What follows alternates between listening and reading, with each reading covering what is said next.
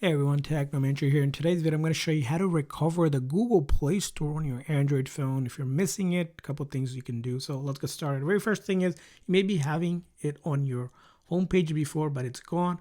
It could just be in your app library. Just swipe up and then look for it in the app library, and you also have the option to search for it. So if you want to add it back to the home screen, you can just go ahead and press on hold, add to home screen, and it's going to come back on the home screen, and then you can move it around and put it back to where it was originally.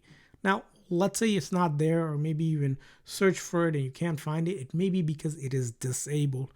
In order to see how it's disabled, usually if you press and hold, there's an option that gives you disable. And it might have happened accidentally, or you might have not noticed that it got disabled completely and it's not showing up or appearing even in the search. You won't see it at all. So we need to go ahead and re-enable to recover it. So how do you do that? First thing you do is go to the apps of settings, and then from the settings you're going to go to apps, and in the apps here you can search for it here, or you can just look at it in alphabetical order. Just go to the G section for Google Play Store.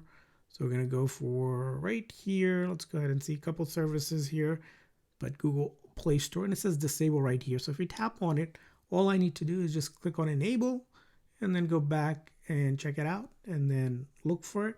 If it's not here, look in the library and you can go ahead and find it. So you'll be able to see. Let's go ahead and look and see where it is. And you see right there. I can press on hold to add it to my home screen if you like. Again, optional. But now you have recovered the Play Store on your Android phone. So that's how you do it. I hope this video was helpful. So please consider the like and subscribe button for more tips and tricks. I'll see you guys next time.